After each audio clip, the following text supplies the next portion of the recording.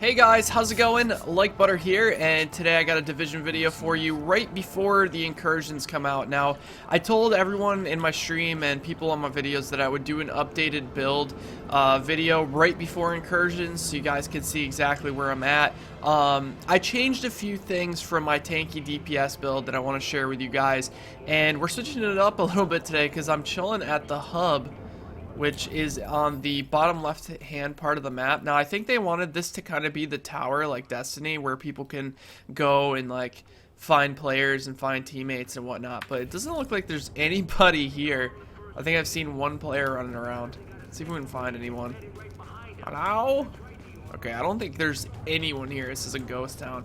I thought more people would be here trying to like team up and whatnot, but anyways, let's talk about the build. Now there are a few things that I switched around that I think are the better for the build, and I'll explain to you guys why. So last video I did make a couple of mistakes with the things that I was explaining, and we'll go over that again today. You know, I apologize if I offended anyone. Some people were really mad that I made those mistakes, but you know, I'm human. I make mistakes. Anyways, let's talk about my new MP5. Now, I'm running a different MP5 than I was last time. I actually just rolled this today, and it seems to be a little bit better than my other MP5. Now, this MP5 I was running accurate, deadly, and determined. It had 23.5 critical hit chance, which is really the only thing better in my opinion than the one that I'm using right now. The one that I'm using right now has a higher base damage. The crit took a little bit of a hit there, went down to 21.5, but still good regardless. Now the reason I'm using this one is because it has deadly, responsive, and stable. I noticed on my first vector, or sorry, my first MP5 that I didn't need accurate because I don't need increased accuracy because of my attachments. If you look, my RDS scope, not that, the flash hider has accuracy on it. It has 19% accuracy, and also my underbarrel has accuracy as well, which is my PEQ 15 laser. So I didn't really need accuracy. So and you also got to remember, accuracy like buffs your DPS up, but it can be really misleading because it's not actually making your damage higher. It's just assuming that you're gonna hit more bullets with higher accuracy. So like your DPS should be, you know, how most games do it is if you were to do as much damage as physically possible in 1 second, how much damage would you do?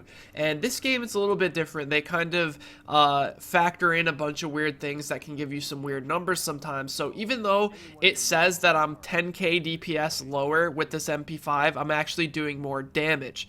So the responsive really helps because if I'm close, I'm going to be doing 13% more damage within 10 meters, and it is an SMG, and a lot of my gunfights happen up close, so that's really good. 10 meters is a little bit further than you'd expect, so that's definitely good. And to have deadly on it, because I am running a crit build, and the stability is nice too. It makes the gun a little bit more stable. Now, a lot of people ask me why I hip fire all the time, and the reason I hip fire is because you can be more accurate with hip firing if you have hip fire accuracy and you're playing on PC. I've heard multiple times from people in my stream that it's very difficult to hip fire accurately on the console, but on PC it's very, very easy for me to kind of just walk around and hip fire, especially because like growing up I played a lot of games like Socom where you couldn't really aim down sight, so hip firing is just a little bit easier for me with my playstyle and my how I'm constantly moving and whatnot. So that's why I run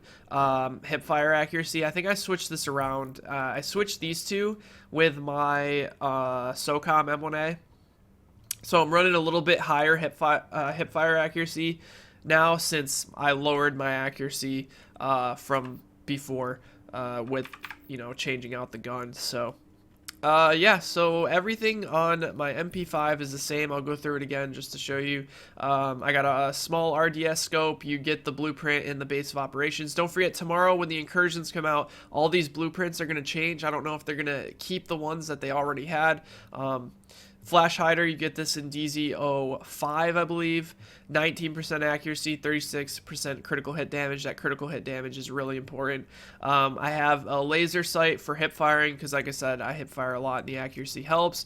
And an extended mag that does 102% magazine size, which doubles my mag. You know, it puts me from 60, it almost puts me from 30 bullets I think it's 30 bullets. I'm not sure. Maybe it's 32. I don't know how long the MP5 is currently. Let's see. So it's 32. So it only doubles it. So whether you have 100% magazine size or 102, it's going to be exactly the same. So that's interesting. I didn't know it was 32. So yeah, that's what I'm running on my MP5, my Socom M1A. I do not believe anything changed here. Let's show it real quick. Still rocking the MK4 M5A2 scope, giving 17% headshot damage, 5.5 critical hit chance. My flash hider that I still need to update. The accuracy and critical hit damage really helps. I'm using a PEQ laser because there's a lot of times where hip firing the SOCOM is really effective in gunfights, and a extended mag that's going to up my weapon damage by 13.5% and have a 95% magazine size.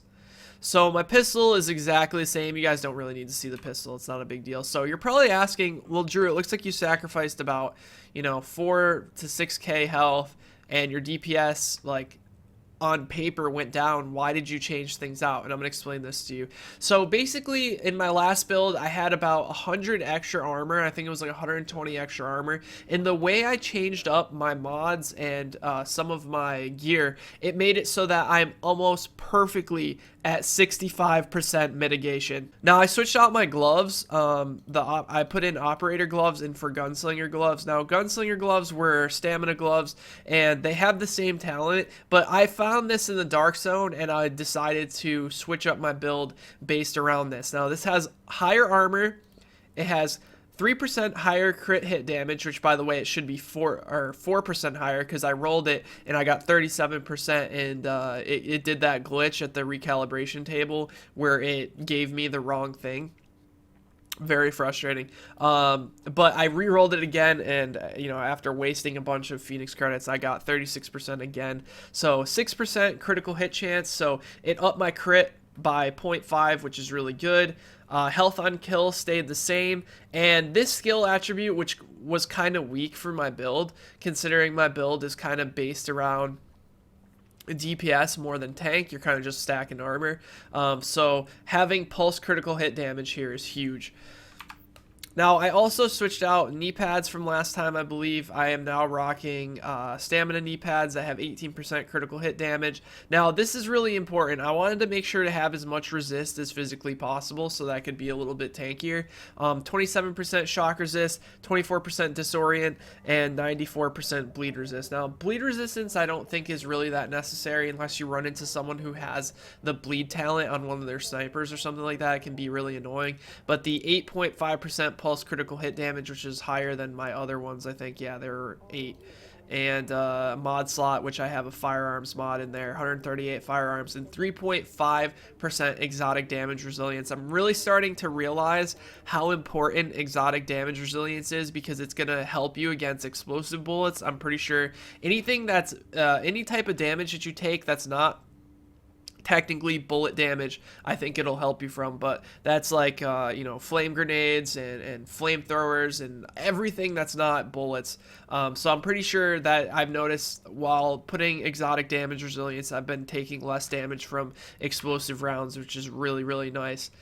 I switched out my mask recently as well. I actually deleted my other mask, but I think this mask is the same one that I was running before, but if not, here you go. It's a tactical mask. It's got rehabilitated, which this is going to get patched, guys. It's not going to heal you for 2% after the status effects are over, but I still think it's a pretty decent talent. Basically, when you are under status effects, you're slowed, you're bleeding, you're, whatever, it's going to be healing you for 2%. 13% exotic damage resilience. Now I could have gotten 5% crit here, or 4.5% crit, but I decided to get the exotic damage resilience because it's very important. The disorient resistance is really nice, and pulse critical hit damage bonus, which goes with my build, and a stamina mod to get my health up a little bit. You can see my health drop down a little bit, but I think the difference between 79k and 83k I think I was running is not that big of a difference, trust me, especially if you're capped out armor wise. Now, I think that's all that I changed. I did change around my mods a little bit, which I'll show you here. So I got a stamina mod here with 118 armor. Let me go through this one. Is this the I got a stamina mod with 132 armor on here. So you can see most of my mods are just armor. So another 132 here.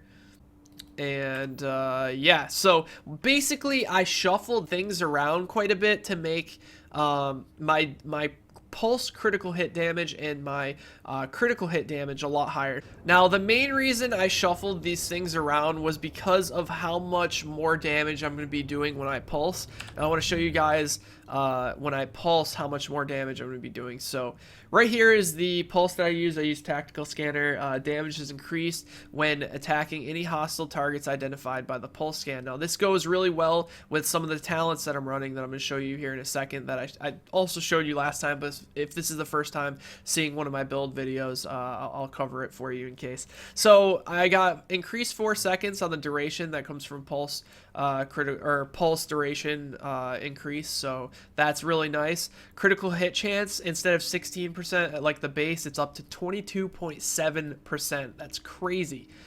Critical hit damage is up to 72%, and the cooldown is down to 59. So this is the reason I shuffled my build around, because this is going to make it so that when I pulse, I am going to do tons of damage. So the output damage here makes up for, you know, the small changes that we made to my stamina.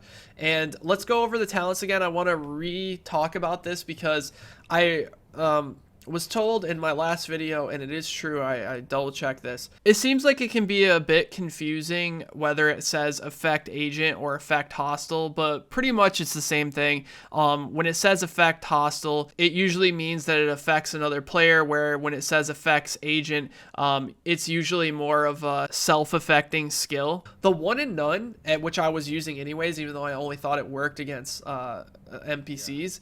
And the reason I thought it only worked against NPCs is because this talent is ridiculous. Headshot a hostile to have 50% chance of not consuming the bullet. Now, I never would have thought that this would be active against players, because it's just insane. Like, if you're lighting someone up in the head with your gun, you have a 50% chance every single time you hit them that it's not going to consume the bullet. So it's going to make your clip last longer, it's going to make you more efficient, so it's ridiculous. So you guys must run one as none, in my opinion. Precision, same thing.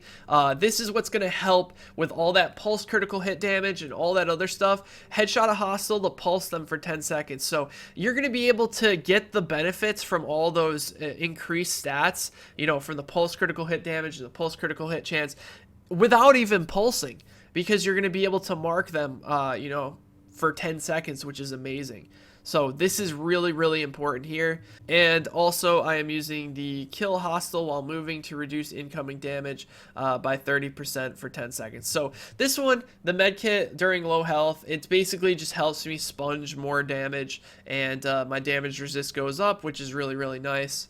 Okay, so that's my build. It hasn't changed too much from my last build, but like I said, I wanted to make this video right before the incursions came out. Now, for those of you guys who have watched this far, I really appreciate it. Thank you very much. I'm actually going to show you guys a stream highlight now that was really good, using this build, where kind of madness goes down and there's a bunch of rogues that pop up out of nowhere at an extraction point, and let's just say it was payday for the Division. If you enjoy the video, be sure to drop the video a like, and I'll talk to you guys soon. Take care, everybody. Beginning item extraction. There's a lot of healing here.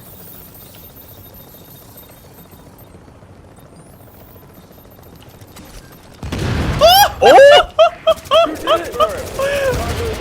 Yo! Fucking idiot. Took my position. Extraction complete. I will take this, thank you. You fucking dumbass. Oh, he's got the... What? Get melted, dude! Oh, fuck! Down. What the fuck? What are you guys doing? Oh my god, it's fucking payday!